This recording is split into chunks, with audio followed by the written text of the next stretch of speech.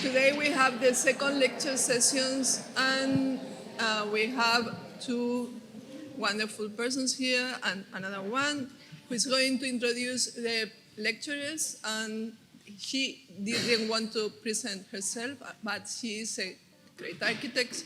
She's teacher in this school, and she's also a friend. He's working always in complexity and peripheries in some way. So Marilla Zulay will introduce them. Thank you very much. Good afternoon to everyone. The first, my English is not so good as I would like. I'm sorry. But when Eva and Carlos asked me to present this lecture, I say them, yes, I can do it. And I'm here. I am happy. And it is an honor in this conference, in this International Conference of Architecture and Gender, introduce Ana, Sokolina, and Lucía Pérez Moreno. Ana Sokolina and Lucía Pérez have a broad and very interesting curriculum, so I will express some general lines. Ana Sokolina is an architect from Moscow Institute of Architecture. Ana is founding chair of SA, Women in Architecture, and Society of Architectural Historians. She is advisory board member of the Society of Historians H. Shera of Art and Architecture and IAGUA honorary advisor. Ana Sokolina holds a PhD in Theory and History of Architecture, Landmarks, Restoration and Preservation for UNITAC, a branch of Russian Academy of Architecture and Construction Sciences. It's okay? And she holds a certificate in Arts Administration from New York University School of Professional Studies. Invited by European Academy of the Urban Environment Berlin in the UNESCO program Sustainable Settlements, she lectured and curated paper architecture exhibitions. Her research focus are holistic genealogies, women's contribution, and trajectories of global transitions in architecture, and interdisciplinary inquiry to broadening networks across continents by advocating women's work. Among her publications, the Routledge Companion to Women in Architecture about the pioneering women who continue to foster, shape, and build cultural, spiritual, and physical environments around the globe. She has written the chapter Breaking the Silence, Women in Russian Architecture. Also edited by Ana, Architecture and Anthroposophy links traditional architectural history and anthroposophical narratives. Also, her artwork is housed in public and private collections, and she is working now, is in progress, a monograph, Architecture of the GDR, the Utopia Code. Thank you for your work. Thank you very much. I also want to say thank you to Lucía Pérez Moreno. She is a professor of history and theory of architecture at the Universidad de Zaragoza and visiting professor at KU, Katholieke Universiteit Leuven in Belgium. Okay. She is an architect and urban planner from Universidad de Navarra, where she finished her studies with the Extraordinary Prize and the second National Prize for University Studies in Spain. Lucía holds a PhD architecture from the Universitat Politécnica de Madrid. She holds also a Master of Science in Advanced Architectural Design from Columbia University and postgraduate studies from Helsinki University of Technology. Since 2017, she coordinates the series of meetings Perspectivas de Género en Arquitectura, Gendered Perspectives in Architecture. And Lucía has been the group leader of the research Grant MUVO, Mujeres en la Cultura de la Arquitectura Postmoderna Española, 1965-2000. Funded by the Ministerio de Ciencia y Innovación, by the Spanish Ministry of Science and Innovation. From this project is the platform Arquitectas en el Mapa, documenting the contribution of women architects to the Spanish built environment since the 60s. Lucía also coordinated the first Spanish conference on women and architecture, which was funded by the Spanish Ministerio de Igualdad. She is a member of AMIT, Association of Women Researchers and Technologists, of AECA, Association of Art Critics, of Platform Women in Contemporary Art, and of the European Architectural History Network. Recently, 2 years ago, in 2021, she received the Celia Amorós Award for Excellence in Research in Gender Studies and Architecture, Aragon Investiga program, the government of Aragon in Spain.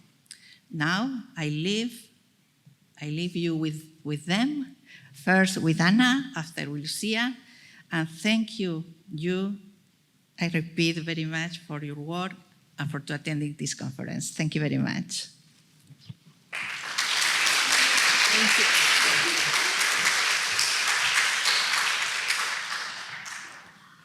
Okay, hello everyone. Can you hear me well? Yeah. Okay. So I'm so grateful to Polytechnic University of Valencia for support of this extraordinary Congress, to Society of Architectural Historians, board and staff, for lasting support of our Women in Architecture affiliate group of the Society and our visionary programs. Of course, to Professors Eva Alvarez and Carlos Gomez for organizing efforts, hospitality, and of course, I'm so thankful to Marilda for this kind introduction. And of course, I'm very thankful to everyone here, to all participants, friends, students, faculty, architects and scholars who can contribute your time and talent to champion our cause. I'm thrilled to see here, in person and virtually, our trailblazers, role models, and all my favorite people. So I'm gonna start right now with this presentation on the mission of gendered archives. The collapse of humanity in countless regions across continents has triggered enormous spiritual and physical tragedies now. Our Congress will prevail as a powerful community as we challenge global hostilities by uncovering creative legacies and contributions to world buildings of the female half of the Earth's population. The Declaration of Gender Equity as a prospect of modern knowledge reveals architecture as a universal synergy, as a genesis of spaces and structures, of urban and industrial developments, of townships and farmlands carefully intertwined with nature, as a social, physical, and spiritual whole greater than the sum of its elements and parts. I'm showing you here photographs from 18th Congress of the International Union of Women Architects, UFA, and IWA 30. The photograph was taken in 2015. It's on the bottom of the slide. And then another image is a page from 2018 Regional Register of Women Architects in Russia.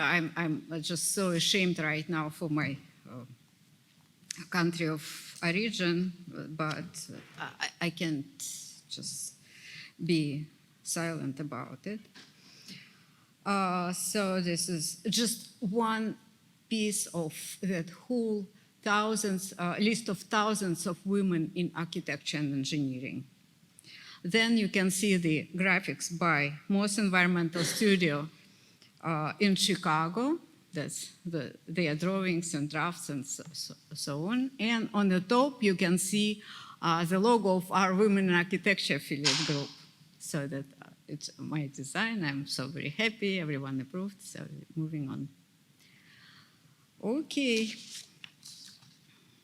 Women are everywhere in architectural territories. I see the novelty of our mission not only in discovering women's individual accomplishments, but in expanding the map and reconstructing the truth about women's collective legacies. In adhering to marginalized chronologies, the struggle remains, as noted British art historian and radio producer Judith Harriet Bumpus.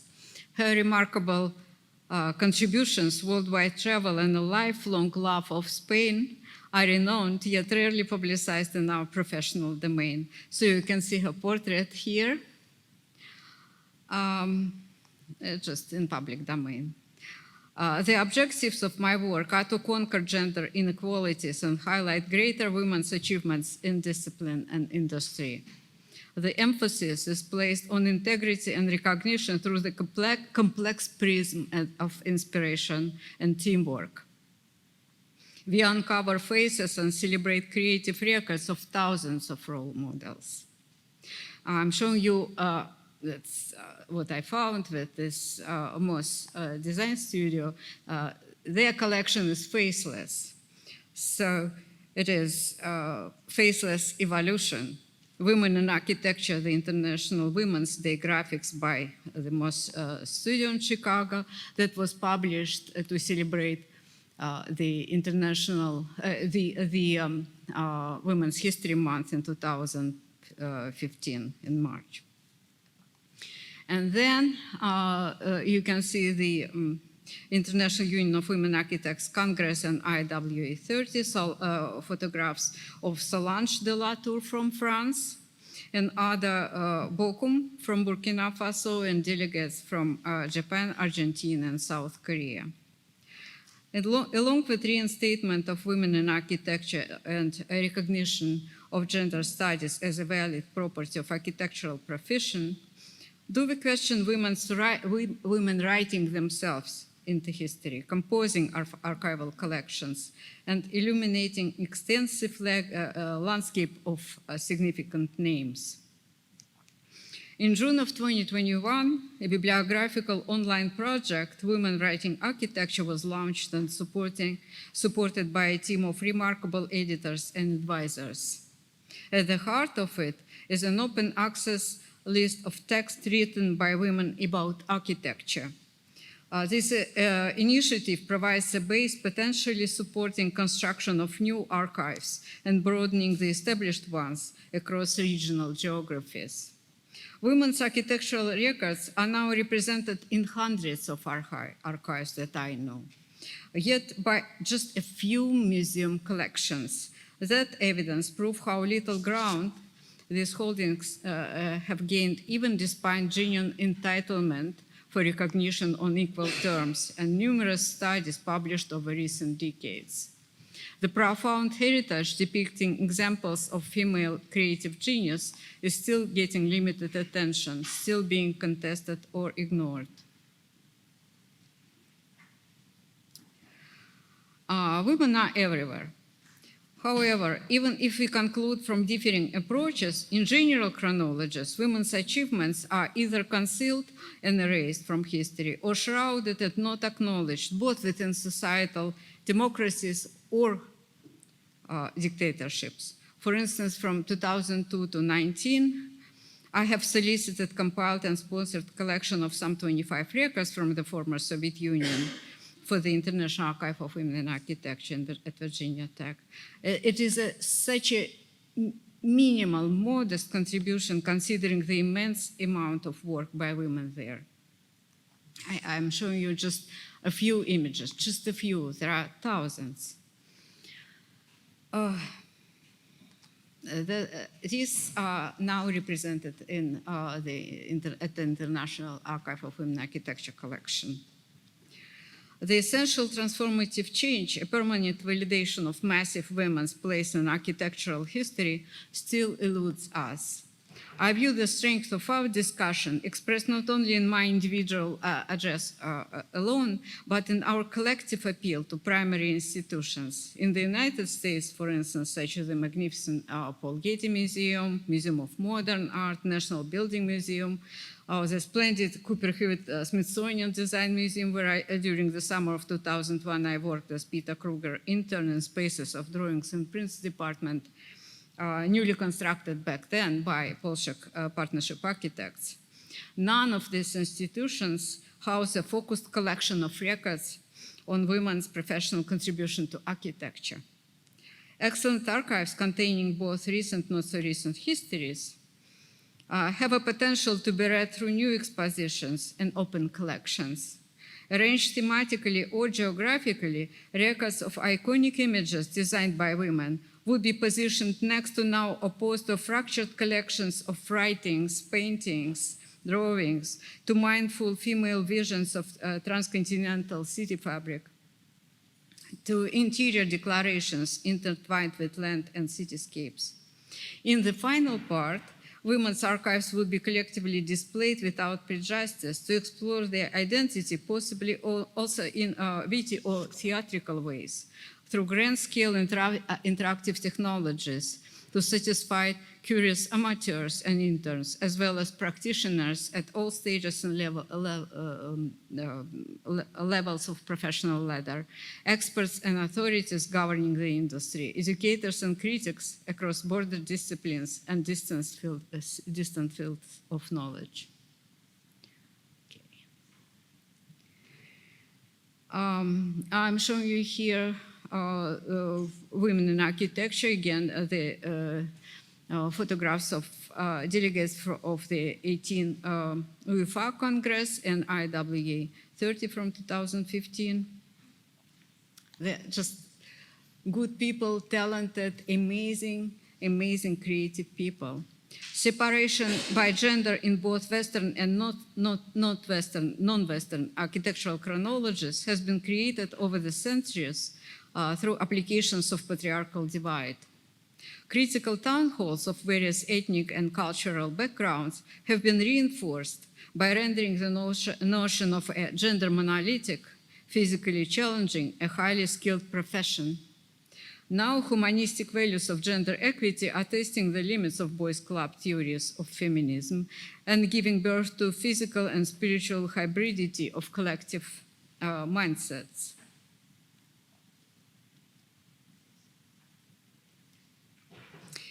And I want to talk a little bit on this hybrid discourse.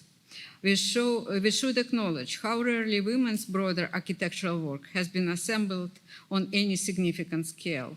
New international and regional hierarchies would emerge liberated from mandatory masculinities as new generations of trained designers investigate the capacity of broader archives and re-evaluate equal relationship between environments created by women and men alike. New heritage template would confront imposed mechanisms and ascend to prominence through more intimate and transparent knowledge of professional affairs and personal involvement of women. As a point of departure, hybrid archives have the potential to draw upon the resources of libraries, collections, online repositories. For instance, history through photography and documentary archives can become a vital lineage, examining the overlooked photo collections and resurrecting form-building imagery would enliven thousands of missing links. Women's multifaceted work, often fragmented, would imply what is hidden in patriarchal settings and invoke most complex functions of architecture. For instance, the archive of our Women in Architecture affiliate group contains remarkable photographs and posters showing and celebrating our members' scholarship, mentoring workshops, national outreach, international collaboration. I'm showing you here members of our group council at 75th SAH International Conference in Pittsburgh, Pennsylvania. It's in the top corner. In 2002, it was our first post-COVID encounter in 2002. And then again, here is the collection or selection of our group's scholarship SAH Connects program. Posters from 2021-23. There are so many more. It's just like a small selection created by Helena Dean.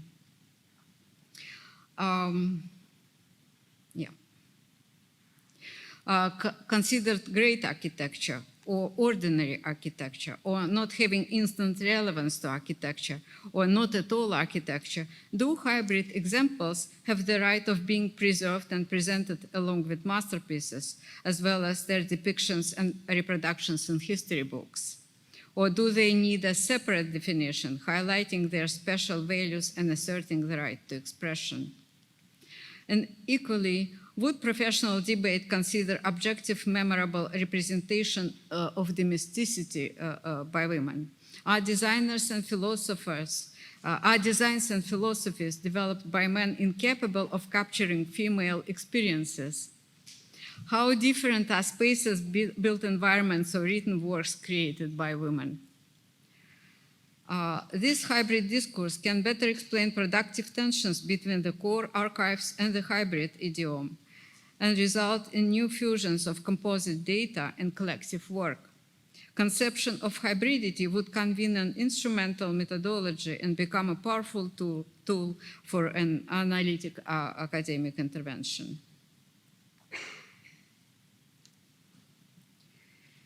I appreciate the opportunity to talk a little bit on the source of archive as a mosaic approach. To assemble the archives of women in architecture, to exemplify and bring them to life, it takes dedicated women themselves. Empowering personalities arise out of pages of history. At the opening of the Museum of Modern Art in New York in 1929, a Polish-American businesswoman, art collector, and philanthropist Helena Rubinstein, one of the world's richest women at that time, noted, "Quality is nice, quantity makes a show." She also expressed her admiration for commitment and committed essential backroom female organizers behind the creation of MoMA: Gertrude Stein, Peggy Guggenheim, and Catherine Sophie Dreyer. So you can see their portraits, so beautiful people. What unites us with these women is that, similarly to our commitment to champion women in architecture, they believe in structure and meaning of the cause. While the ongoing prejudice is apparent, what sets women apart is our loyalty to collective authorship. The intention to fill the gap inspires passionate collecting and archiving. What may appear as an unintended mosaic of records in a random motion is in fact an interactive phenomenon confirming new volumes of pioneering information. These quantities of seemingly disintegrated patterns and positions have a potential to confront masculine architects' stagnation and prove livelihood of organic fluctuations within the archive. Historical capacity of multiplication of the narrative and formation of accessible public archives would result in a fascinating collaboration with hundreds of female professionals. These collections have a powerful promise to describe the world in endless new detail. From my early years, I was surrounded by professional women. Under socialism, everyone works. So women work the way men work. While the male population of Eurasia was greatly wiped out during brutal 20th century wars, as the draft is total there. There is no professional army. Every man at 18 years old is drafted to the army and serves either 2 years or as a Marine 3 years. Most of the workforce there, and in particular in architecture and civil engineering, was constituted by women who shaped living environments and made primary decisions. The light and gravity of those constellations are leading me now. My talented mother, Maria Efimовna Gus, you can see her in her office. She was niece Sokolina, so I'm carrying her last name. Headed a group of civil engineers consecutively at 3 primary state design institutions. When I turned 4, She showed me to her office at the Central Scientific Research Institute of Experimental Design of Medical and Research Facilities in Moscow, and introduced to her team mostly women as a future architect.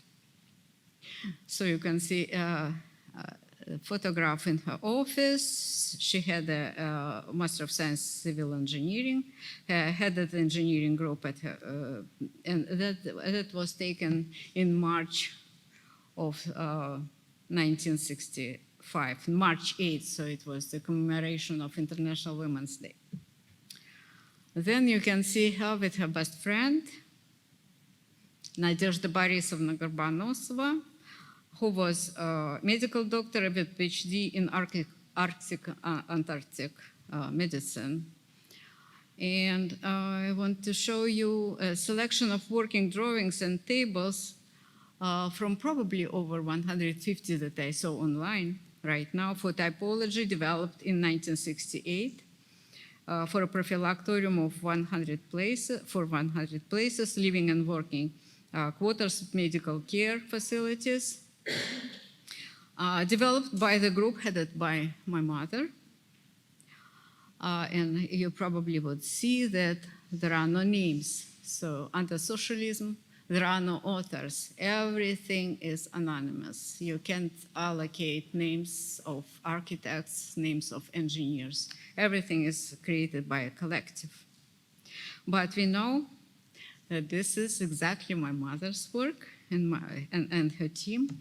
And it was digitized by the Meganome Studio in 2017. So now I'm so very happy about it. So to show you.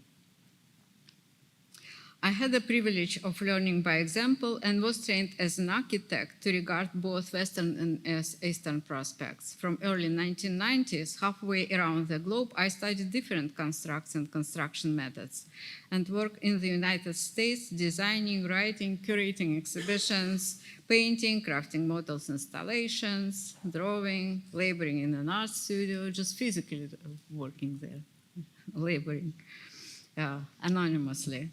Independent study, was teaching independent study, theory, history surveys, seminars, architecture studio, and my teaching and writing philosophy grew out of those social ties to bridge craters by fostering fundamental values of integrity, respect, and teamwork.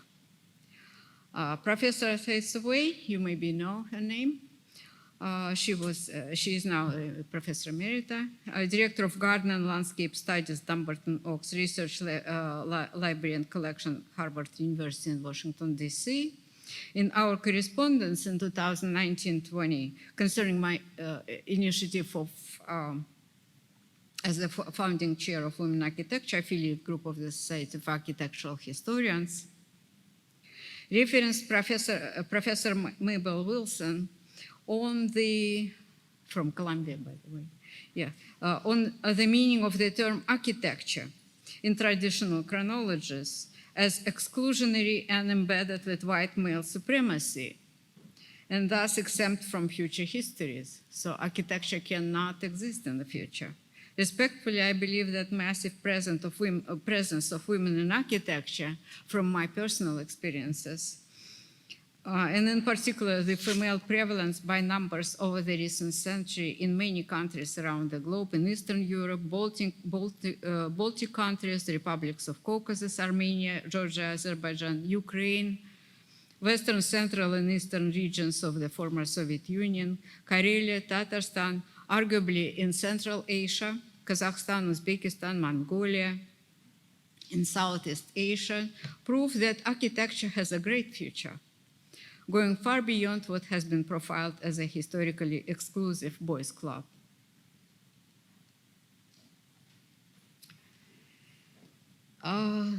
So this is my tangible evidence in pursuit of teamwork.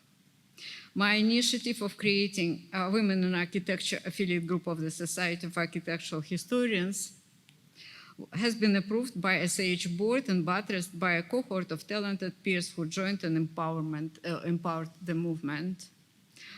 After I applied in 2019, On June 10, 2020, that was our inauguration, we were approved. Our assembly has grown into the largest affiliate group of the Society of Architectural Historians, and I just encourage everybody here to please join us. We are such a wonderful, powerful movement, not just focused on specific interests. We are very broad and bright. Primary website of the group provides information on mission, purpose, objectives, our logo, structure, programs, all official documents, and is cross-linked with our multiple online platforms. The mission of the group is to support the breadth of interest of SAH members, to advocate the contribution of women in architecture, to champion the cause of gender equity and the diversity of professional engagements in the integral field of the built environment. So you don't have necessarily to focus on specific structures or urban design. Anything that relates to us, we are just very welcome. The objectives of the group are to provide a platform for collaborative scholarship and a forum for discussion, to document, support, and advance research, publication, education, exhibition initiatives, and to integrate professional studying of women in architecture with broader studies across cultures and geographies. Our guidelines are envisioned to acknowledge vast landscapes of yet latent legacies and perspectives, to record largely unwritten women's professional histories, to invite questions and debates, stimulate studies and discussions in emerging and bordering areas, and to address current work and empowerment of new generations. 10 primary programs integrate contribution to SAH Annual International Conference, SAH, Society of Architectural Historians, contribution to SAH virtual programs. Our staple annual March program is celebrating Women's History Month, and specifically with focus on International Women's Day on March 8th. Then we have collaboration with SAH collectives, SAH Archipedia, just amazing resource. Journal of Society of Architectural Historians, affiliate groups. Our mentoring program comprises internships, workshops, virtual roundtables. Oh, thank you. I so much apologize. Right.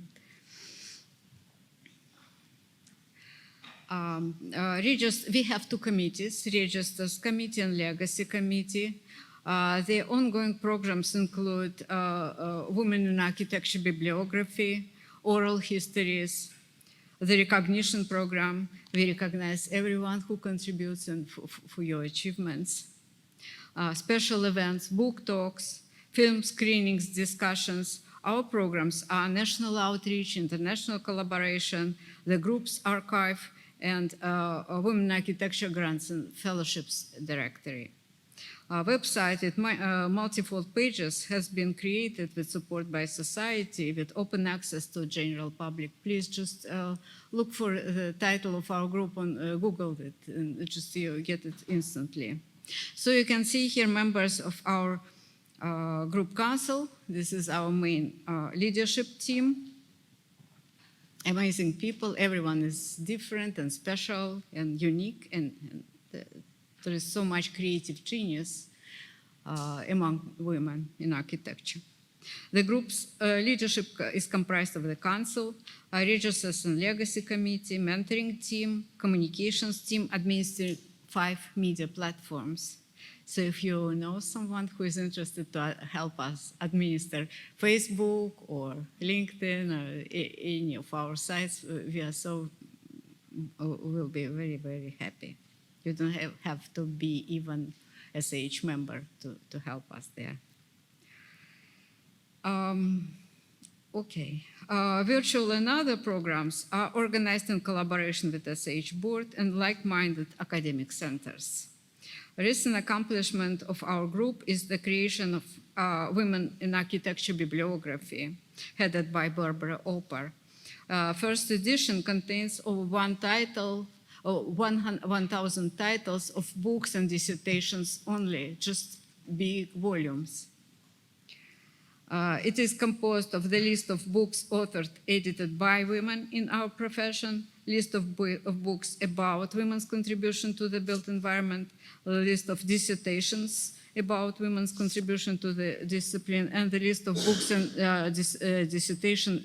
dissertations in Spanish created by Professor Laura Sanchez Carrasco from Madrid, from university there. Our staple program is annual celebration of Women's History Month with a special event on March 8, marking the International Women's Day. This year we created a truly memorable virtual event, just wonderful. Women Builders and Earth and Architectural Heritage in Africa, practical case in Burkina Faso, Cameroon, and Niger. And that was embracing a film screening and a panel discussion with film director, extraordinary architect Amélie Assassi. We met before, we keep our friendship going. So you can see here the poster, our poster created by Professor Gilkale, celebrating the International Women's Day. The event was organized in collaboration with Art and Architectural History, Carleton University. Among our panelists were Professors Diane Geer from Vermont and Professor Elisa Dainis from Georgia Tech and others.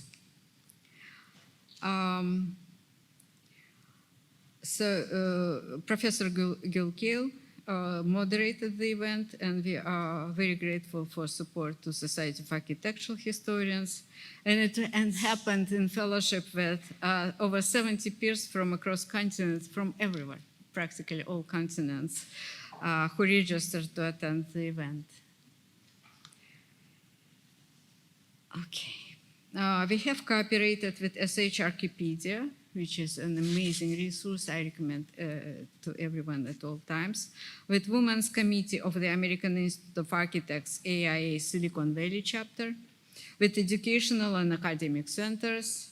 Our group collaborated with Wikipedia Women in Architecture Editathon. Member of our council, Professor Daniel Wilkins, created a Wikipedia editing course that from April 2021 to January 2022 yielded over 5,000 active views. So you can see here the publication in our newsletter, SH newsletter, celebrating March 8th, International Women's Day 2022. Our collaboration with SH Archipedia, our collaboration with AIA, American Institute of Architects.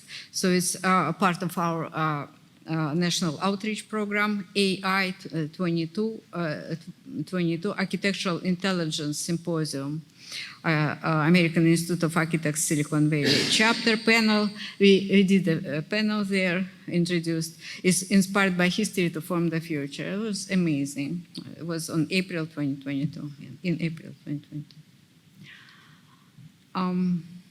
Okay. And here is our collection. Again, it's just selection from our group's mentoring program. 3 virtual roundtables we created in 2022. Just you sign in, it's free, it's a Zoom event. And posters were created by Gilkale again.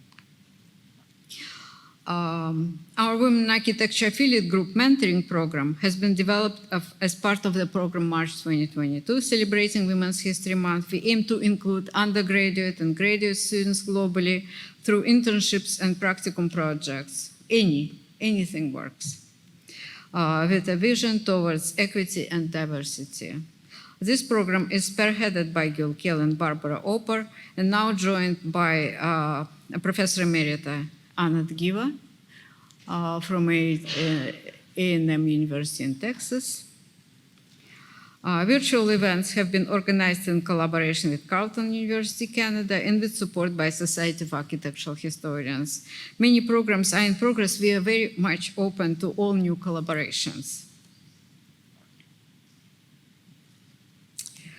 Now I'm just using this opportunity and I appreciate it very much to introduce the anthology that I published, the Routledge Companion to Women in Architecture, in collaboration with 33 contributors, most talented. So you can see the front cover of the anthology with my collage. We introduced here amazing images from Mongolia, the model of their center, designed by a very wonderful friend of mine in Ulaanbaatar. Then there are so many other images, amazing images by the architect who basically studied at University of California, but she got her first degree from Israel. Then there is the complex ensemble created by a Russian woman architect. So you can see just a huge development in the Kolomenskoye district by Rima Aldonina. So it is possible under socialism. It is quite, I was just wondering how it was possible to have her name on top of everything. Because women are everywhere, but they are not ruling the profession. They are not Olympians. They are right in the middle or in the lower part of professional collective. On the top, men signed all the projects, like Philip Johnson signed their all projects. So whatever men or women designing, the director of the studio, or the leader, the head of the studio is signing everything. So. Okay, now, so this book was published by the Routledge, Taylor and Francis, New York and London, 2021. So you can see the cover. And the book illuminates the names of pioneering women who over time continue to foster, shape, and build cultural, spiritual, and physical environments around the globe in 5 chronologically successive parts, introducing 29 chapters. The milestones are uncovered of the remarkable evolution of women's leadership and craftsmanship in architecture from the pre-industrial age to the present. Contents and the core are instrumental as a general reading for an academic course. If you have less classes or during the semester, you just skip 1 or 2 chapters, because each chapter is developed to celebrate, to uncover the story and celebrate certain personalities. So you make your decisions. The idea of this publication, what I missed here. It was my 5-year labor of love together with extraordinary peers, now good friends. And it was a joy of synergy. At 2022 College Art Association International Conference, this volume was featured among top 10 Routledge publications of the year. And we received the Taylor and Francis nomination for the 2023 Alice Davis Hitchcock Book Award of the Society of Architectural Historians. We were not finalists, but the nomination is out there. The idea of this publication was conceived in conversations at the International Archive of Women in Architecture at Virginia Tech. In the book, chapters are published by the IWA Center President, Professor Donna Dunay, Director, Professor Paula Zellner. Thank you, wonderful chapter. Uncovering remarkable archival holdings. Also, numerous collections across the globe provided us with publication permissions of their holdings. Chairs and deans of academic centers, for instance, Pratt's dean back then, Dr. Harriet Harris, Dr. Kevin Murphy from Nashville, Tennessee, Andrew Millen Chair in the Humanities at Vanderbilt University, and so many more. Just amazing people contributed their work. Chapter on the work of Beverly Willis, for instance, was written by distinguished Professor Catherine Anthony with her associate Shaili Davi. Chapters introduce eye-opening discoveries and women's diverse professional narratives from Mongolia, Japan, Turkey, Israel, from Europe, both Americas and the African continents. All contributors have now developed their own books and award-winning programs. We introduced our findings in our findings in numerous talks and conference sessions, thanks to the initiative of Dr. Norma Creech, one of our contributors. The Architectural Association in London organized a vibrant inaugural discussion a week after the book saw the light, which is coincident, but it was amazing. You can see the contents right there on the slide.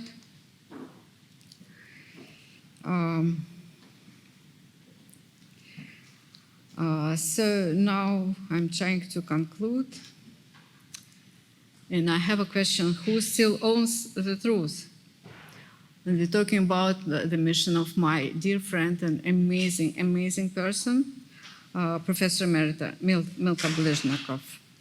Massive presence of women in architecture over the recent century and the female prevalence by numbers in certain regions across continents prove that our increasingly complex professional universe evolved far beyond what has been profiled as an exclusive boys' club. Now the emphasis is placed on illuminating the immense yet largely concealed contribution of women to world building. So you can see Milka's photograph here. I took it in 2007, and she is, of course, the founder of the International Archive of Women Architecture at Virginia Tech University Libraries. And Milka again at the IWA Center meeting in October of 2007. So this is a wonderful team. And here are letters to me from Milka. I have so many more, just that I like these ones to show you. It's just a selection. Our correspondence from spring 2002 to summer 2010. The drawback regarding both Western and Eastern perspectives remains in adhering to marginalized records and commonly imposed differences. By research of archival files of Milka Blizhnakov, a prominent educator, architect, my dear friend and inspiration, I emphasize her trailblazing appeal continued in far-reaching initiatives of current leadership, as well as Milka's academic legacy sustained in collections of female architects of Slavic cultural origins, documenting women's contribution to architecture without borders. Among the narratives that emerge from evaluations of historic gender roles in architecture are those by scholars. In seeking to uncover latent records, historians are the first to question assumptions and alter conventional agendas. By manifesting our positions, we reassess perforations of individual identities and break the silence around women's agency in architecture. Our extraordinary conference brings together today's leaders to discuss critical questions on collecting and archiving women's professional legacies, including untold stories of countless architectural publications. You can see here the IW exhibit, international delegates and visitors, and archival spaces. I have so many more images. I wish I can just contribute those to the archive at Virginia Tech. How women who practice continue to change the face of architecture, and how recent research has transformed the way we examine women's contribution. The reality is fragmented into many truths today, and it is yet an uncertain territory that we challenge. Who still owns the truth and rules the profession? Thank you.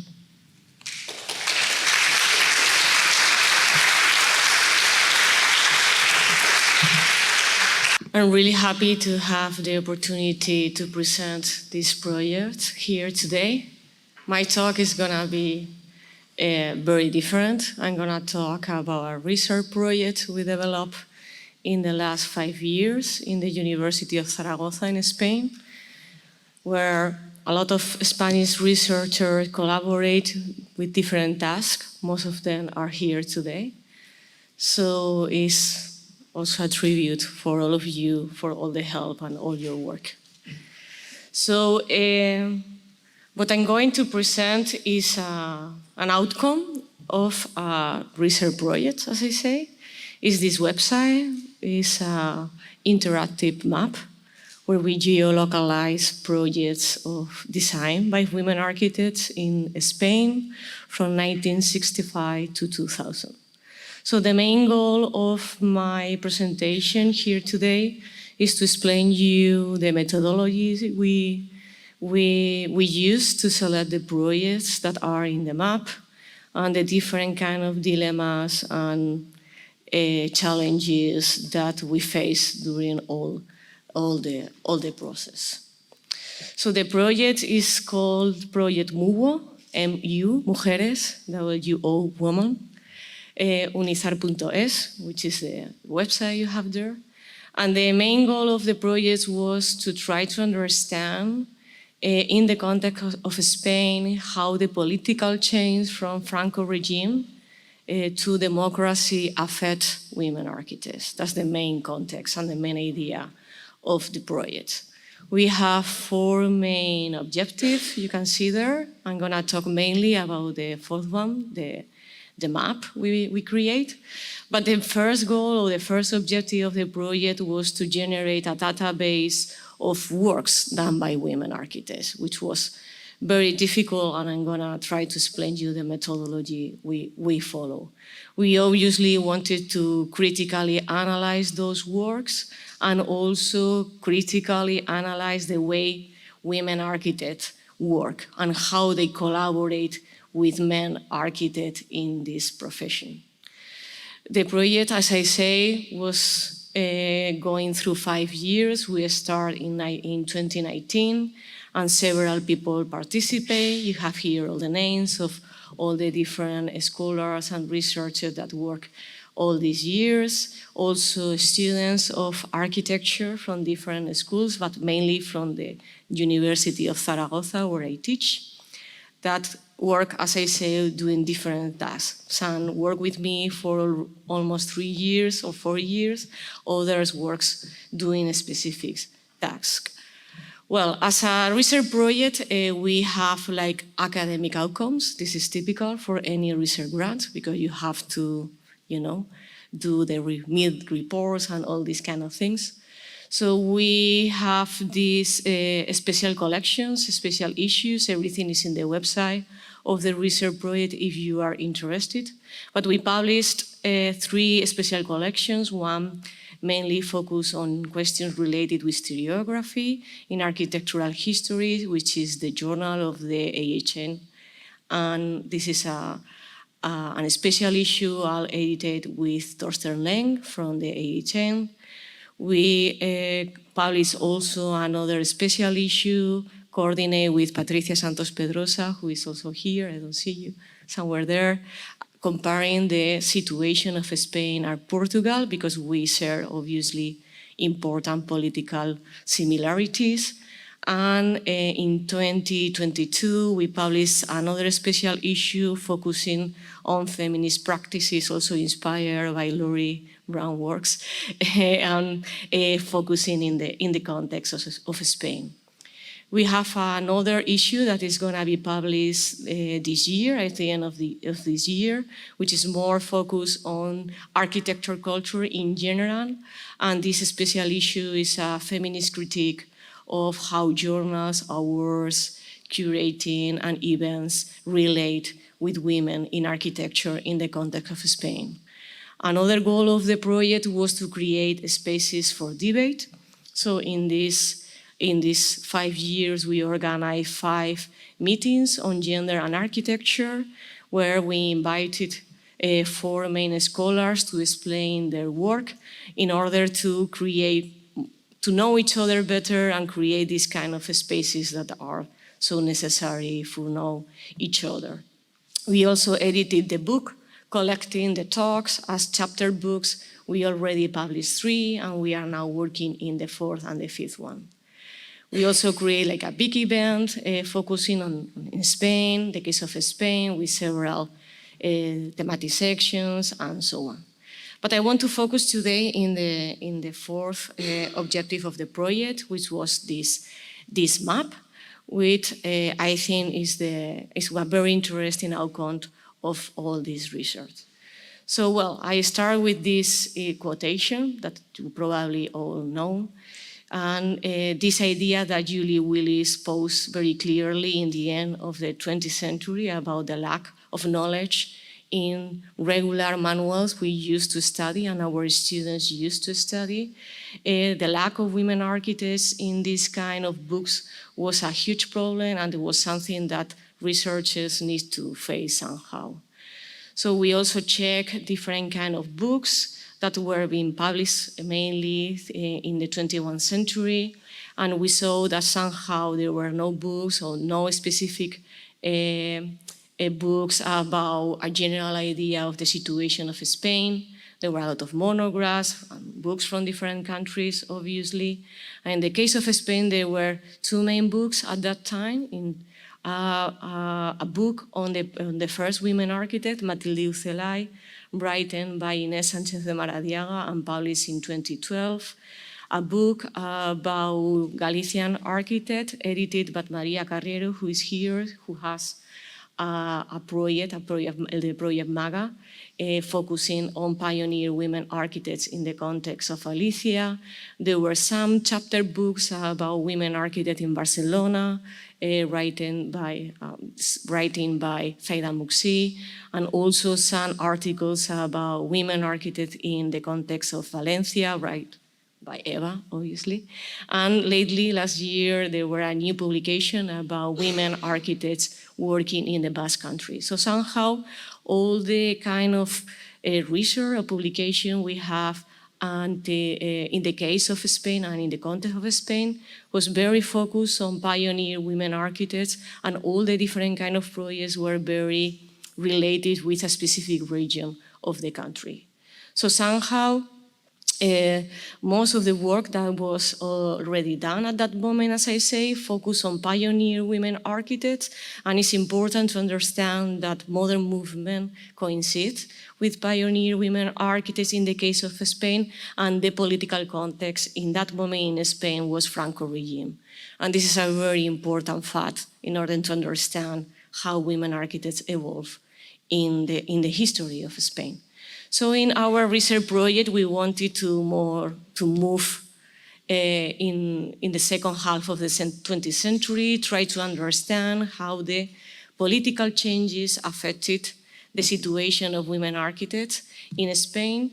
So we propose different kind of time frames to work, late Franco regime, the transition, the years of the transition to democracy, and the establishment of democracy in the country.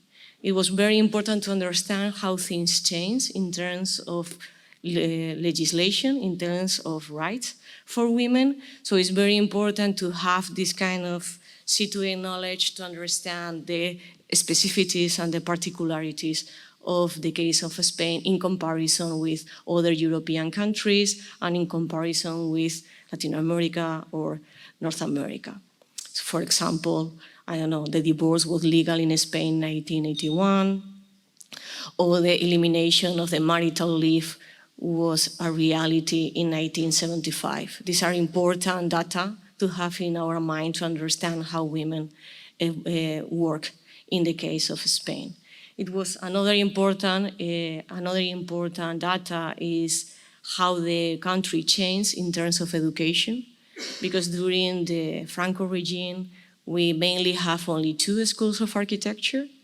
The third one and the fourth one appears mainly in the 60s, and we have an amazing growth of new public schools of architecture, mainly in all the territory of Spain during this time frame we were studying. And this is very important because Spain is a huge country.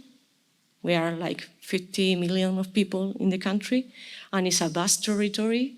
So it's very important to have public schools of architecture organized in the whole country to provide equal opportunities for women, not only for women and for men, but also for women from different social classes or social positions. So this kind of incremental number of School of Architecture contribute in the incremental number of architects we will have in the 70s, the 80s, and the 90s. Obviously, the country also changed. During Franco regime, everything was centralized in the city of Madrid. And after that, with democracy, we turned to a kind of federal country. We say comunidades autónomas. But the organization and the governance of the country completely changed. And that influenced also how the different chambers of architects in the country organize themselves. And in 1975, we have few numbers of them, and at the end of the 20th century, we have many more chamber of architects more or less related with the different comunidades, autonomous communities or communities we have in the countries. So this is like a short introduction to understand that the politics of the country and the governance of the country and how education works in the country are important facts that to study how women enter in the profession and how women were able to develop their careers in the profession.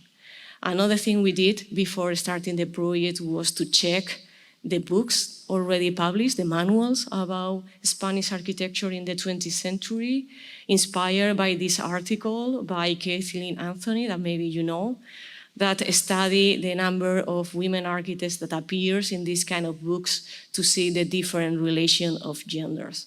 So we analyzed 3 books and we saw that somehow the numbers or the percentages of women architects that appears in these books are very low. And also they are not in relation with the incremental number of students of architects we have in the country. You can see here, for example, that the number of women architects that appear in this book in the 90s is lower than the number of women architects that appear in the 80s. And this is obviously not in relation with the reality of the country. Because in Spain, we have like an incremental number of women studying architecture since the transition to the democracy, with an exponential incremental, mainly turning in the 80s. We got parity in the public universities in 1994, with 40% already of women in the schools of architecture, and we surpassed the 50% of women in the universities in 2004. I think these numbers are quite similar everywhere, but in the case of Spain, which is the case study we are dealing with, is very important because it reflects somehow this kind of move from the dictatorship to the democracy. These are some numbers for you to see. So in the 40s, we only have 3 architects in the country, women architects in the country. In the 50s, only 5. In the 60s, we have the first women architect in Barcelona. In the 70s, everything started to change. And as I said before, in 1994, we already have like 40% of students were women in the schools of architecture. So we knew that we were dealing with these historical asymmetries. Spain suffered not only a dictatorship, a sexist dictatorship, where women were very related with the questions related with the domesticity, where women were not encouraged to study to get technical education. And precisely this kind of change was very interesting to understand and to deal with. So how to localize, how to find projects done by women architects. We were trying to face that. So the main methodological decision of the project is somehow controversial, but I think it was a very important decision.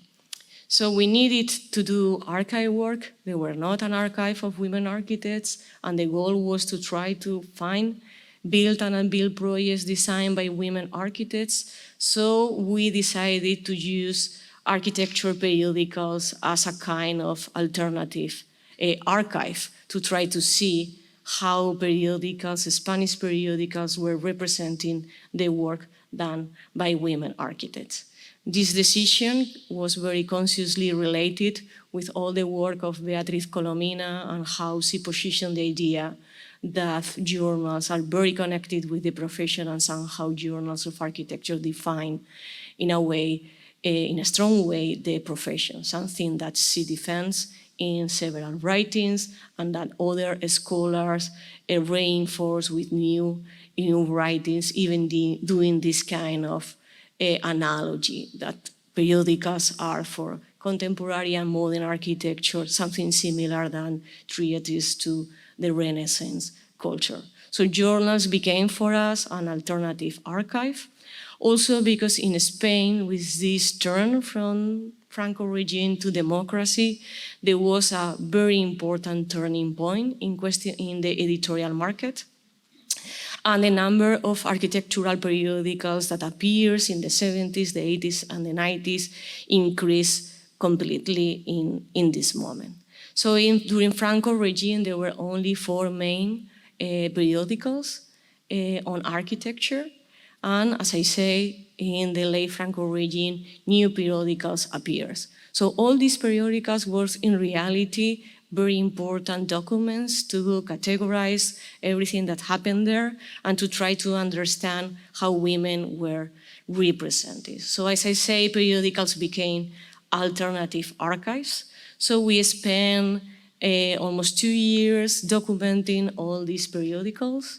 We document 19 periodicals that were related with the different chambers of architects of different regions of Spain, and another 6 journals that are part of the private regular business market. So in total, we document almost 1,500 issues, trying to get all the information we could from women architects.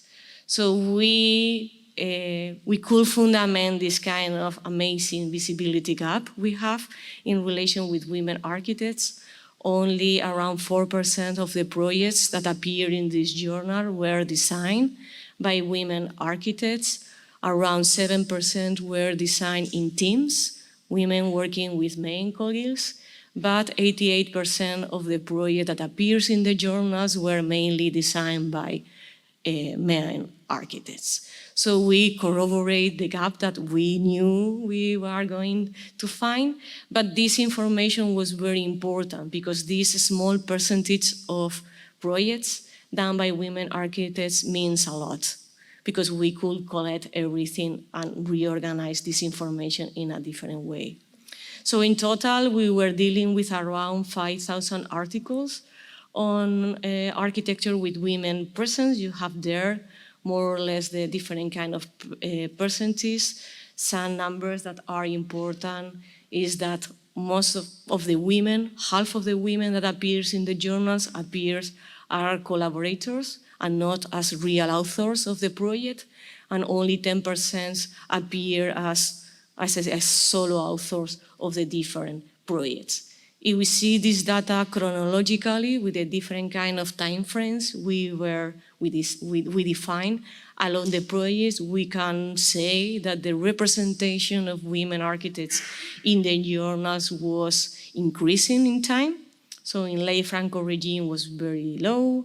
During the transition to democracy, we have more representation of the work of women architects. In the first decade of the democracy, we have more, and at the end of the 20th century, we have even more. But if we check this data differentiation in the way women work, we see very clearly how women that were leading their own office, working alone or in a female team, was very low. Is the graphic you have in blue.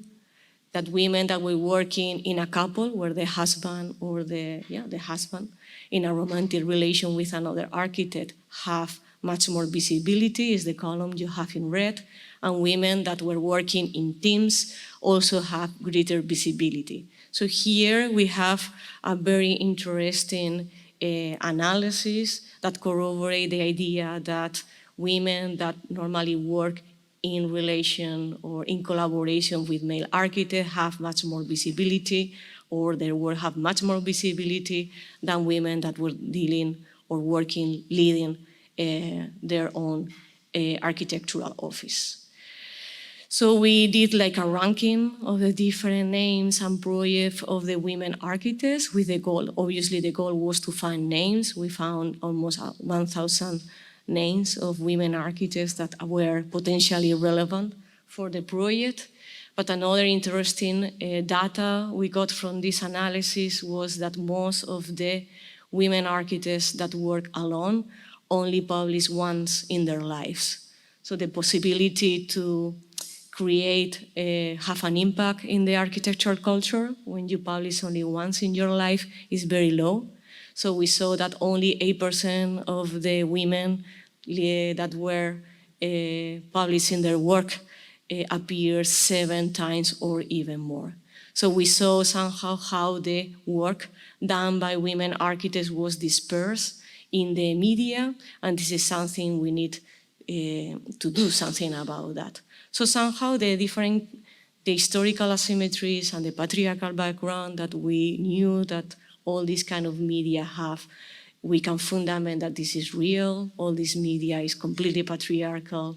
The work of women architects is completely diffuse. So this idea of the deforme from Caroline Criado Pérez, the naturalization of masculine domination, was completely a reality in the media in this moment, in the case of Spain. So with this information, we have like 2 main tasks. As historian of architecture, somehow we recover data about women architects, but we needed also to deconstruct this kind of dispersion and this kind of vague appearance of women architects in this media. So for us, it was very important to try to create something new that reorganized all this data, reorganize all this information, and try to go for a general dispersion of the works done by women to a kind of articulate compilation of all this work. This way, we could somehow make visible female agency, and we will have much more tools to analyze the work done by women architects and to try to do compensatory or contribution history of women in architecture. And also with the main goal of create affirmative narrative and try to abandon the kind of negative discourse behind the work done by women architects. So in order to create this, to articulate all this data and to create a new way to see all this work, the idea of creating an interactive map pop up. So we apply for funding and so on, which is not easy. And we try to create this tool. So the goal was to have all the projects we found in a single place in order that everybody could access to this kind of digital archive in order to potentially encourage new researchers or mainly young researchers to start working on women architects. So as I say, we did a call in 2021, a crowdfunding to get more money to create this tool. We got quite an amount of money. We did a lot of press for the people to know about the projects, and we finally got the funding to make this tool possible. So now we are in the moment we present we are dividing the work in different phases.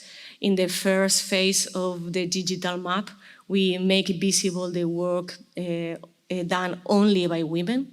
We call it in Spanish and much better, like arquitectas sin arquitectos, like women architects without men architects, as a way to make visible that all the projects we have in the map were designed only by women architects. All the projects we saw in this first phase were new buildings, landscape architecture, urban planning and design. Today here we are going to present the second phase is already in the website, where we geolocalize projects in conservation and preservation of heritage. This is a very important point because through the project we realized that this area of work, conservation and preservation of heritage, was very important for women architects at this moment.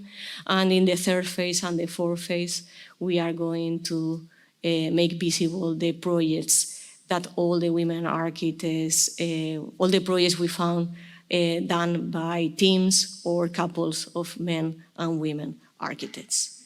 But the second goal of the project, and probably one of the most important one, was not only to geolocalize the projects in the map and to have information, was also to create a kind of new visual information about these projects.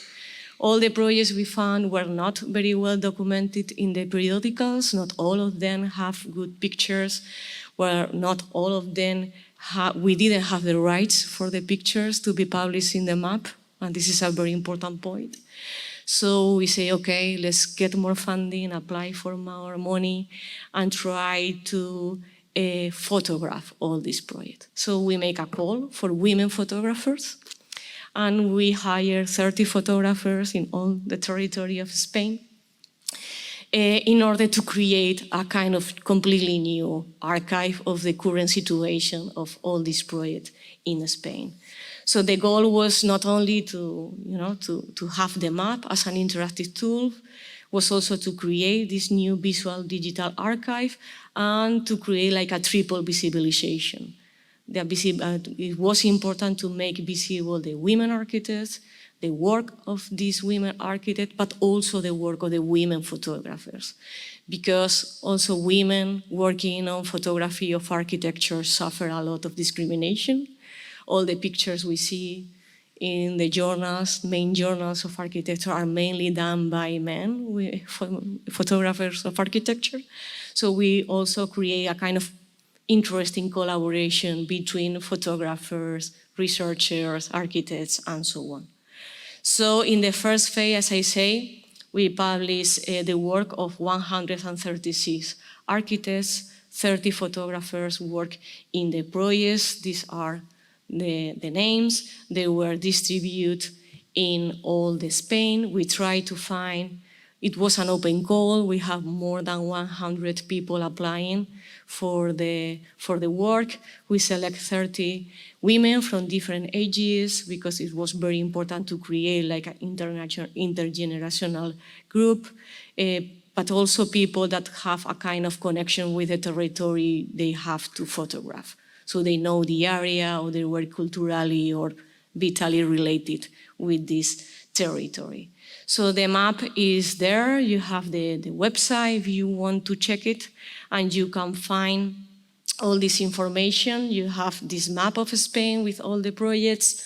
You have also an area that say photography, so you can go through the different photographers, so all their work, and obviously all the new pictures of these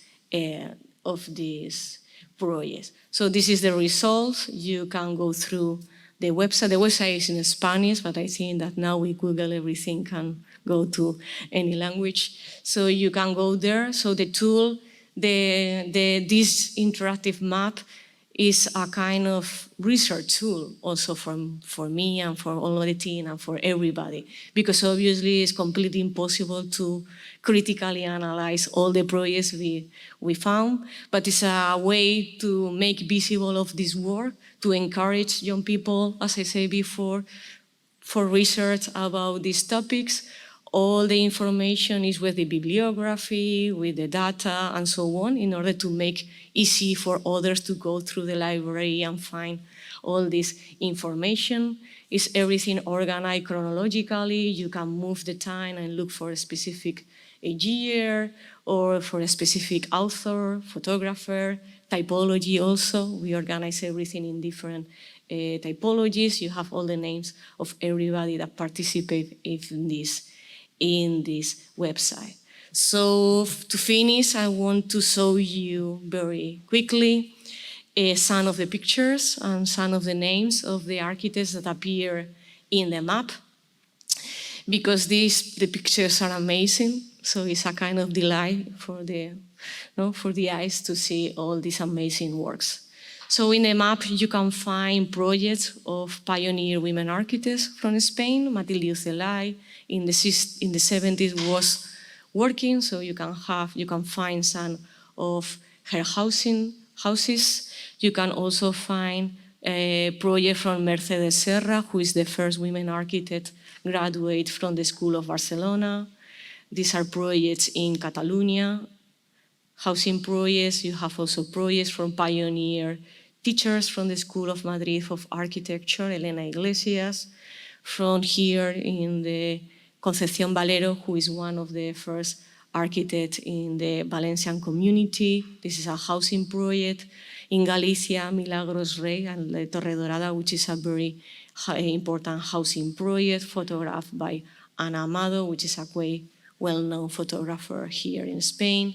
So in this time frame, in late Franco regime, what the kind of work we can find in the website is mainly our works mainly designed by pioneer women architects, and most of the work were dealing with housing. And this is an important conclusion. So somehow this kind of dilemmas, we also have the relation between women and private sphere was there. Most of the projects were housing projects. So, and we found very little projects outside the housing area. This is an example, an office building in the city of Madrid, designed by Sol Natividad Enriquez, which is a very interesting kind of brutalist project from the 70s. So in the years of the transition to democracy, we can find new names, which is interesting to see the kind of work they were doing.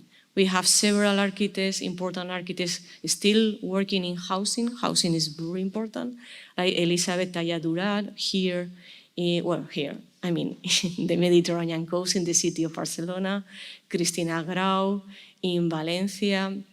These are very interesting pictures of Milena Villalba of the interior of the housing of this housing project. We have single housing, detached housing from Silvia Farriol and Ana Soler, also in Catalonia. You have these pictures done with drones. This is amazing because now you can have different kind of view of the project. We have some landscape projects in the city of Madrid, and in Murcia, urban design project by Rufina Campuzano.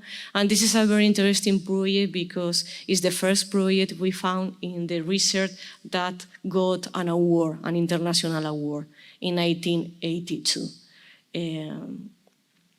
And this is a very unknown architect. I mean, this is a name that appears somehow in the project. So in the map, you can, as I said before, you can play with the chronology.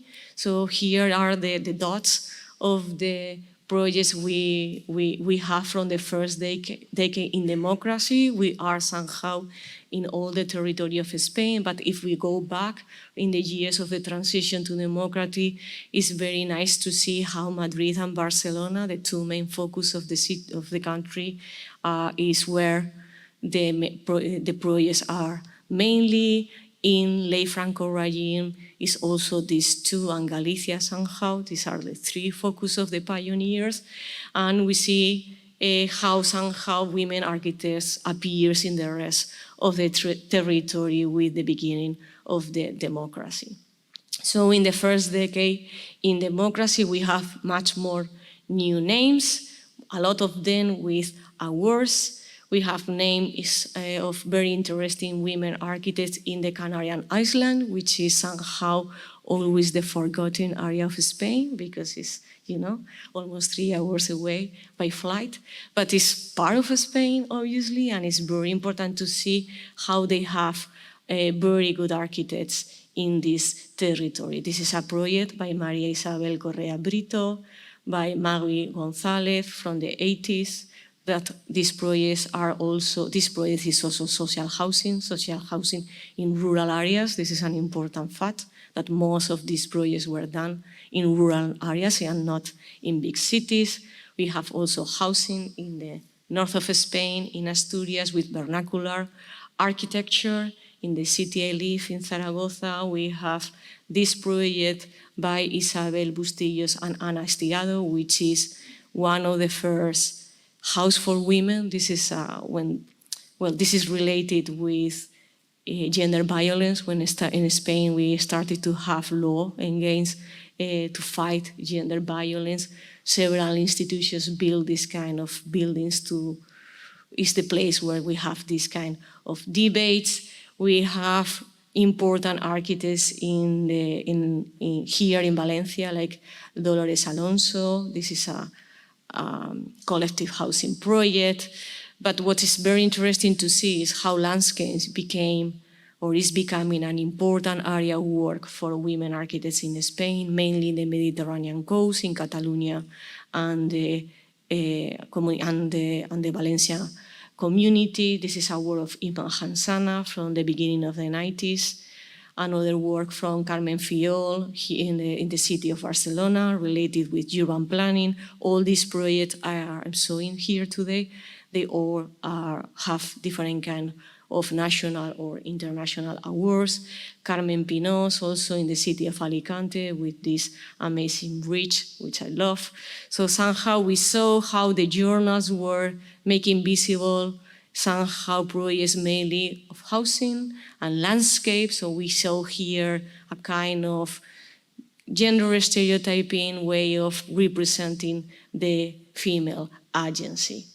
In the second, we have also this other kind of projects, very not as much as in housing and in landscape, but this kind of projects related with city council were more in the interior of the country and mainly related with vernacular architecture. These are some examples. And in the end of the 20th century, we saw how most of these women architects that in the 80s and the 90s were beginning in the profession somehow established themselves and were growing in terms of representation and awards. So we have more projects of Iman Hansana in Catalonia, landscape projects, more projects of Carmen Pinos also in the Mediterranean coast. Very interesting projects, landscape projects in the Balear Islands, Islas Baleares, of Maria Isabel Benassar Félix, a very interesting architect, still to recover her work or to study her work. You have here different pictures.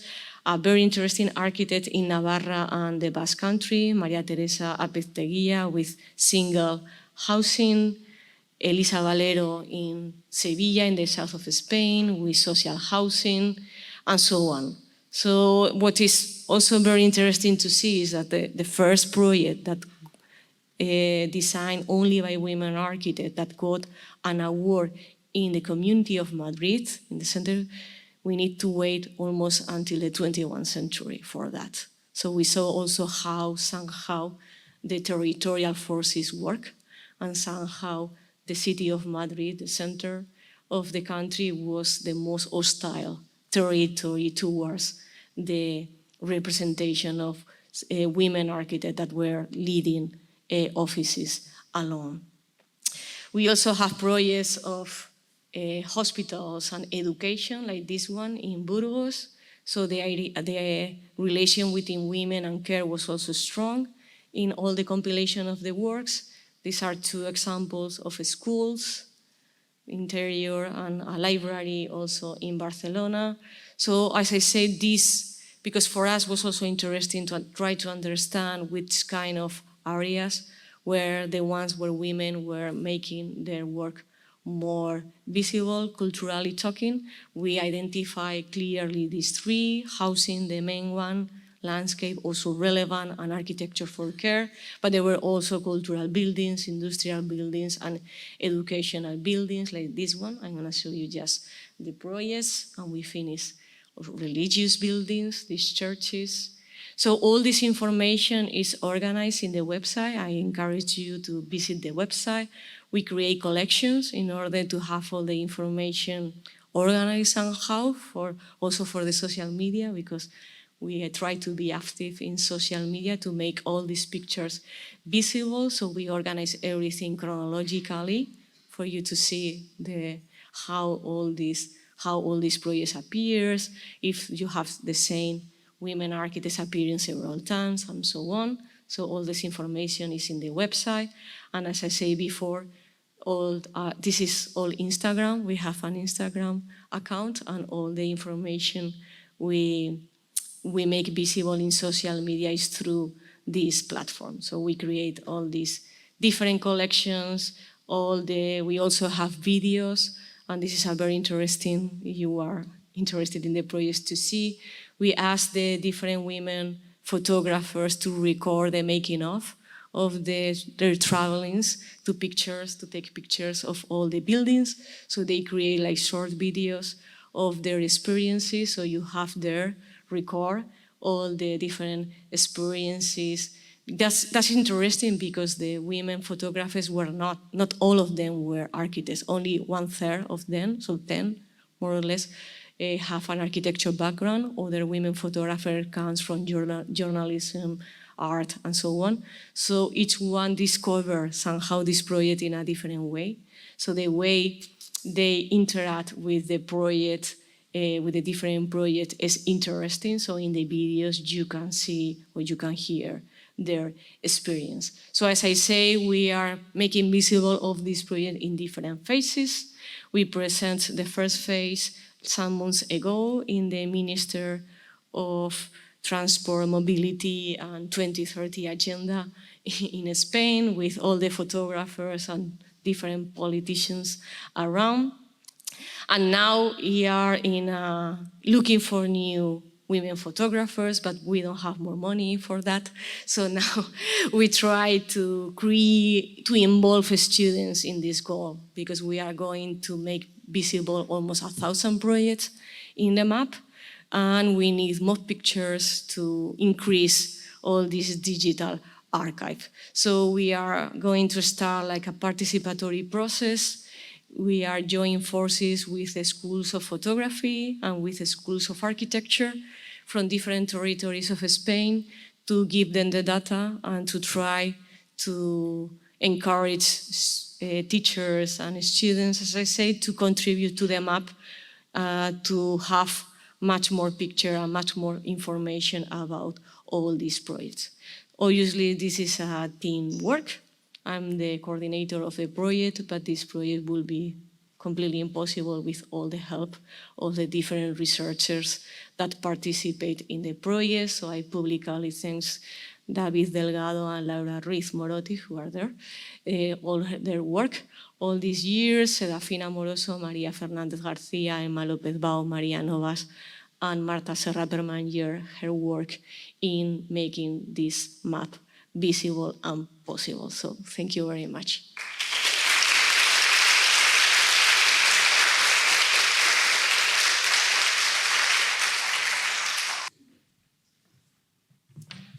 Thank you so much. Impressive work. Do you want to join us to questions? After 2 hours of lectures, any question? Because the work was wonderful, but you are waiting.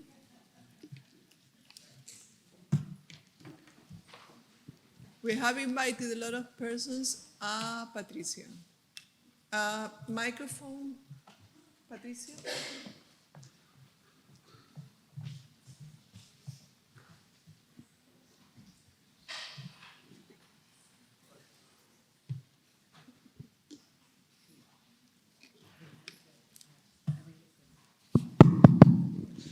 Hi, was Well, thank you for your very interesting presentations. It's amazing to see all the effort everybody, or some of those everybody's are doing to make possible, to make women's history in the future. No? This is important. No? Today, being here, I would like to underline this necessity to think about our collective responsibility to build future memory. No? We are in a position where we can see this. So let's not make the same mistakes that previous generations made, because they had they have no idea that they could do it in a different way. So thank you both for your work. I was thinking about your presentation, Lucía, and I was thinking about this methodological approach that you brought us. And my question is, when we decide to focus in approach that give priority to projects to already that received prizes or there are most published, aren't we reinforcing a visibility structure that already is moving on? Shouldn't we somehow, I don't know, I'm thinking about this. No, shouldn't we be on the other side of this? Aren't we reinforced the power that man establishes as prize makers and publish universe makers? It's just a small provocation. Thank you. No, I understand completely what you say, because this is a question I already made myself. So this is a question I made myself at the beginning of the project. I mean, in this research, what is very clear that women that got awards in the history of Spain, nobody knows them as well. So there are maybe one or two that we know. But most of the women, even that got one award or two or one publication, are women architects we don't know. So we are not reinforcing anything because they are known. So we discover amazing project that got an award in the 70s or in the 80s, and we didn't know that that women architects was there. And with the publications is even more. I mean, a lot of women architects publish their work one time, two times, and we are not reinforcing anything because they are unknown, as even if they are published an award. Maybe one is known or two, but this one we know already that they will be there. So we are not gonna write a book on Carmen Pinós, that's true, because this is already done. But there are a lot of women architects. And what is interesting for me is to discover new names, people that at one moment in time their work was interesting for someone, and then poof, disappear from the culture.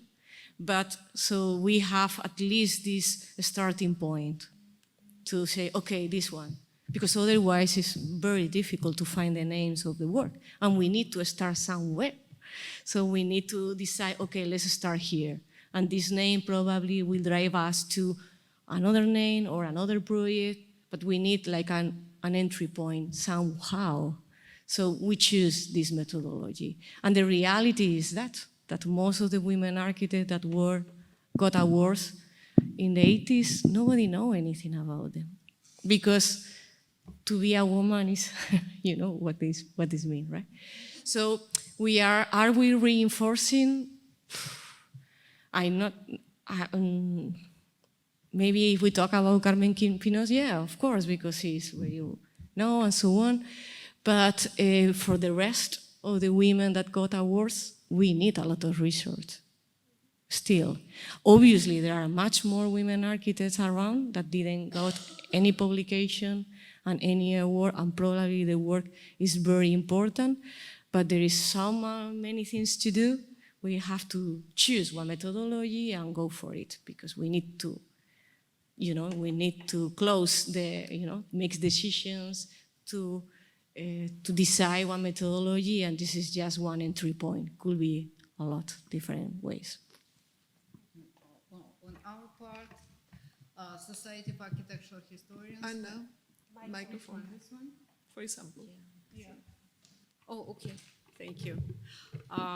So Society of Architectural Historians has this resource, which is called Archipedia, SH Archipedia.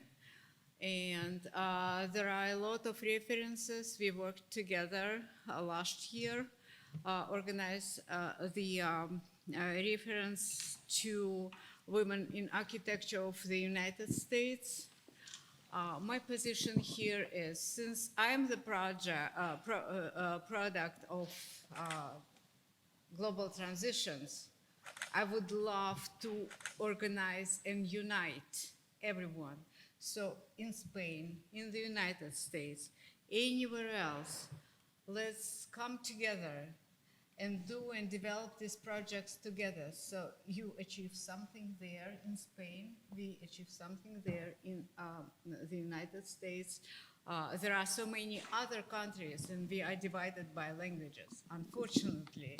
But so there is so much information available, but not attainable for us because it exists in different languages.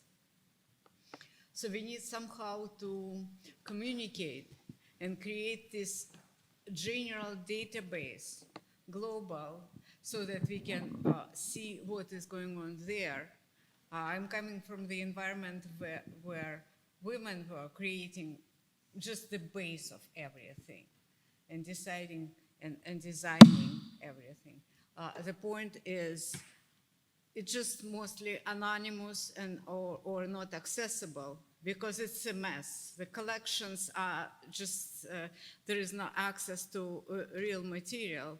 They are not organized, not structured. They exist, but the resources are needed, just human resources are needed to provide access to all these materials. So we're just at the beginning right now. So hopefully this Congress will help us network and do projects together so that we can proceed further. And for instance, I was working on that book project. There are so many books right now. It's just dozens and dozens, and I would say there are hundreds and thousands of those studies already published. We have here our amazing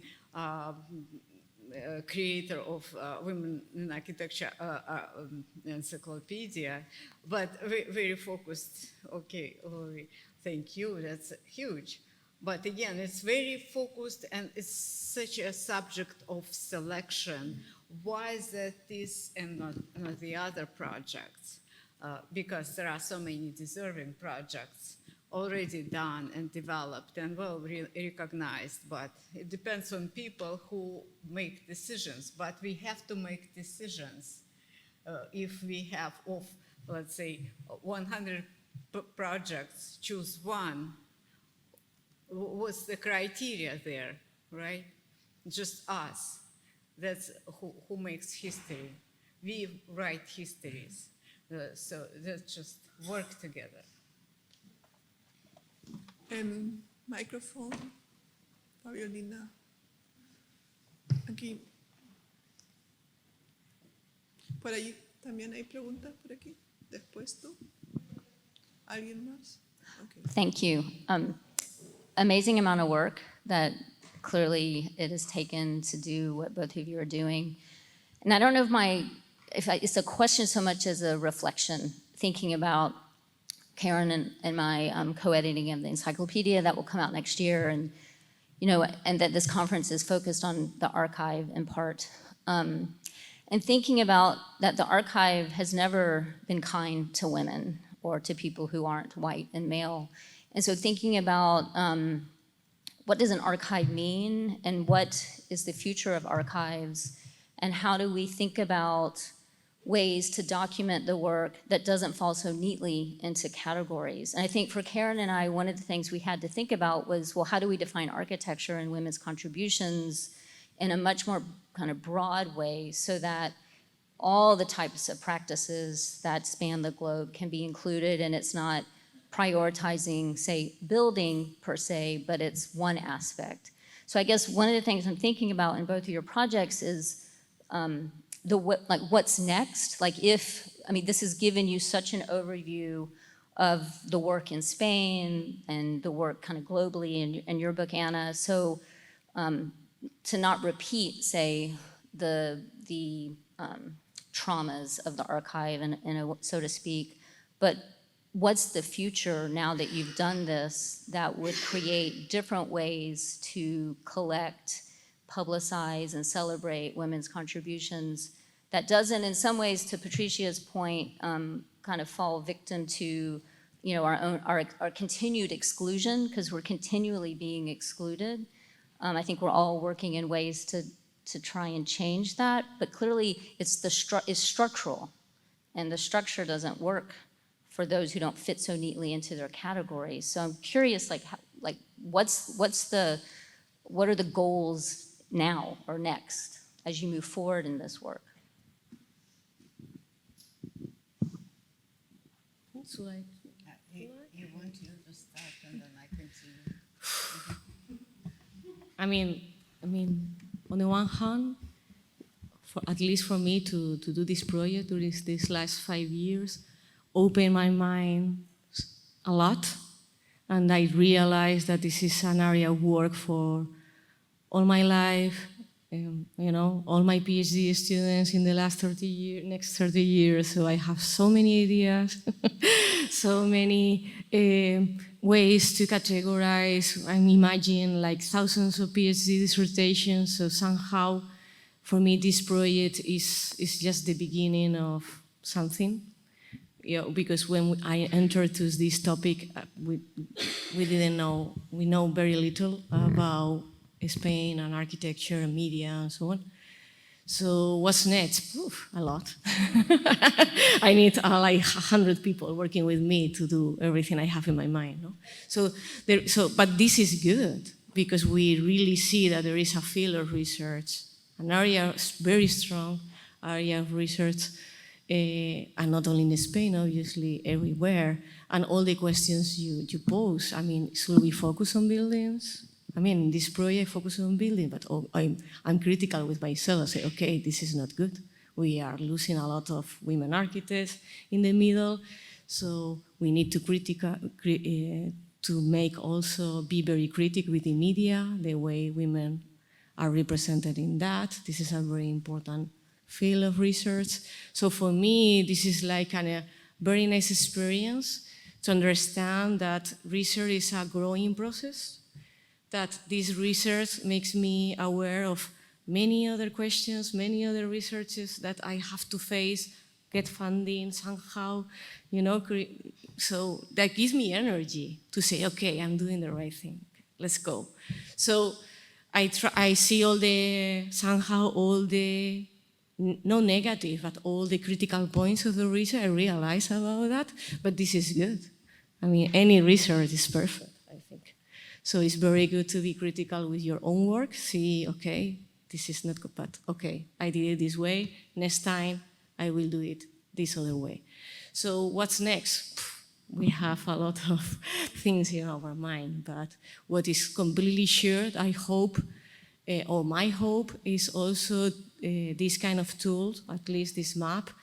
For me, what is important is to, in the institutional level, to clearly say, okay, this is a field of research.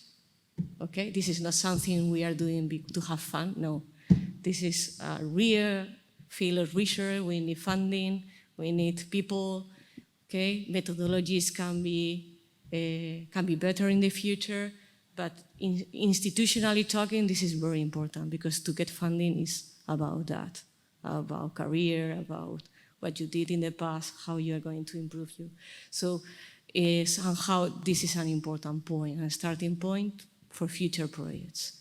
But it's also very important is to show this kind of projects for younger students, because I don't know in other countries, but in Spain, most of the people that are studying architecture right now are women. Most of the young people, a lot of young people want to do research, and these kind of topics, they like these kind of topics. And they need support from senior professors to say, okay, yes, you can do this research, okay? So somehow, for me, there is a huge, big future, and I think that to pose on the table that, okay, this is real, there are a lot of things to do, this is a very important field of research with different kind of approaches, because we can introduce queer approaches, intersectional approaches, comparative approaches, a lot of different kind of approaches. But this is good, because 5 or 6 years ago, I didn't realize about the potential of that. I have like something vague in my mind, but I didn't realize about, okay, these are the research lines, these are the topics, this is the people, this is the references, and now everything is much more clear. And this is good also to be able to encourage young people, at least is my wish. Yes, and I'm very happy. Thank you for these amazing questions. What's next and how we view our objectives and what we're aiming for. I believe number one right now is for us as a group of the Society of Architectural Historians is to support all initiatives, to provide platforms, broaden our networks. In that, considering that part, it is very important for us to communicate at this sort of conferences, because we see regional perspectives, we see global perspectives, we can communicate, we can integrate our interests and see where we're moving further. We are the ones who make decisions. It's not someone else, or it's just, there are no good or bad projects. There are no good or bad designs. Everything is just, that's the way to view the world. And we come from different backgrounds. For me, everything is architecture. Everyone I know was designing, building, creating. When I arrived here in the West, I was surprised how little women are involved in general. In my first country, everyone was involved and was professional. So, meaning that socialism is not a decision, because there are so many negative sides to it, but it pushes women toward being strong, toward being together as a collective work, as integral work. So I think it's very important for us to congregate, to develop projects of any kind, photography, collect any kind of data that would support introduction of women's contributions. Make it interesting for new generation, for other generations, for other people who would be, make it a magnet so that everyone comes to us and is with us. So I would welcome everything. Any initiative is good for us right now, because it's such a vacuum here. It's just unbelievable. So many, I'm so happy meeting Lucy, for instance. I didn't know how much has been done. I know about the Society of Architectural Historians, how much they do to support women's work. The leadership of society is practically now women. Look at that. And we are, when I started the idea of introducing women in architecture to Society of Architectural Historians, I wouldn't even imagine that our group will be the largest. And we are practically just the largest and fastest growing group in general, because it's not just studies. It's the whole world, wide world for everyone. So, meaning the International Archive is amazing. You provide spaces for collecting it. If there is any kind of access to those records, it is amazing because, for instance, now there are regions, geopolitical tragedy is so immense. We are losing every single day, and we are losing people, not only just for the reason that we cannot connect with them right now, or we can get that information from there. On the other hand, there are so many opportunities in various regions, just awakening. The whole world is awakening. We are a movement. So my position is, let's just do it all together. Any project goes, anything. Collaborate, create, unite, do it, and it's just, that's the future. You wanted to make a question? Yeah, talking about decisions and the future of archives, I think that your project about, working with photographers is really important, and also to create new archives, to create also a new gaze. So I was wondering if you notice some female gaze, or did you pay some attention to the selection of photographers or the selection of the pictures? Because I think that iconography is one of the biggest challenge also if you want to avoid to recreate the masculine canon. Thank you. Yeah. Oh my God. Yeah, of course, that happened a lot. That's why we try to create a diverse group. Probably the most masculine way of photography were the women photographers with architecture background. So it was more important the previous background of the photographer than, I would say. I don't have a clear answer. I'm thinking. But yeah, the main difference between the photographers was the previous background. You have social photographers, so these kind of photographers mainly picture, daily, something that was going on in the building. You understand what I mean? And other photographers continue taking picture in a kind of a canonical, frontal, no people way, So these kind of differences happen, but they happen more, probably the main difference was the background of the photographers. But I asked them, all of them, to try to be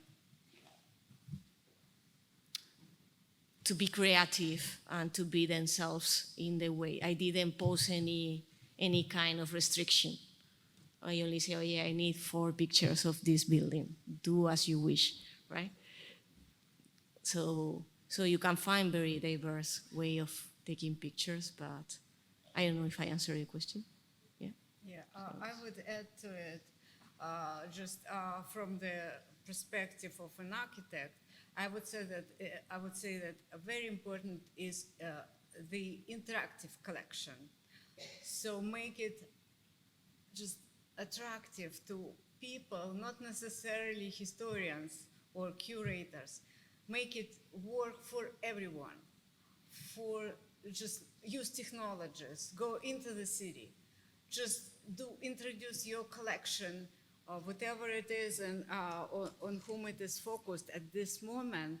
Just make it visible. Introduce, use screens, structures as screens.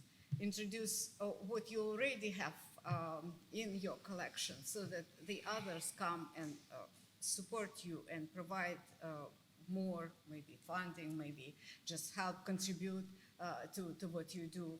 There are so many opportunities with technologies, with making it attractive, with changing role of museums. I am very much for the concept of museum collecting work of women in architecture. Currently, there are so many fragmented collections everywhere. There are just, I was amazed when I was working on the book, how many collections, separate collections are across, everywhere across continents. And they received publication permissions. But the point is, where are those big museums right now? None of them houses a women's collection of women's work on building, on world building in general. Not necessarily creating structures, but for instance, where I come from, in the former Soviet Union, women created a whole complex ensembles, university buildings, just parks, everything, landscaping, interior going into exterior and vice versa. So many developments created by and women are everywhere practically there. The point is why women would take this job if men wouldn't be interested in it. Women would go for it. For instance, after the Chernobyl catastrophe, there was a new city plant, Slavutich, for the workers to cover, to organize the sarcophagus, to cover the plant and stop radioactivity. So who designed that huge city for workers to deal with this catastrophe? It was all women from across the whole former Soviet Union, different republics, from Asia, from Central Asia, from Siberia, from Baltic republics. Women united and did that whole work. After all has been designed, then comes a man and signs the project, and that's the authorship. But basically, women would take initiative, and maybe you know, there have been so many publications on that right now. So why women go for everything, just to be there? So much creative activities are just opening for women now. So I think there is no limit to our opportunities. We just need to be together, support each other, work together, especially in architecture, especially in building, in world building. You can't do it on your own. You just do it in teams. No more questions, please, because the school has to close. So we can talk on different moments. Okay, I want to, of course, thank you, Anna and Lucia. I was really...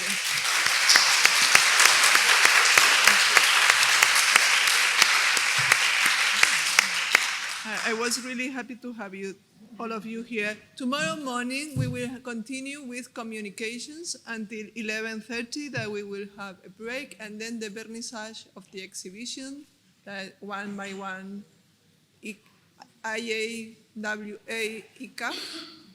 And then we will have the lecture by Yasmin, Suzanne, Justine, and Lori. That is going to be wonderful. After the cold lunch, we will have the book presentation in the library of the school. And then after the coffee break, we will have the lecture by Dolores Hayden and Anna Bofi. Dolores Hayden is going to be on time, so tomorrow we will have to be here on time for the lecture, please. And then we can go back to the coffee, but we have to be here at 6 o'clock. And Anna Bofi is in the city, is in town, so we will enjoy her here just tomorrow evening. So thank you for coming, and thank you for the day. And thank you, Eva. Thank you for having us.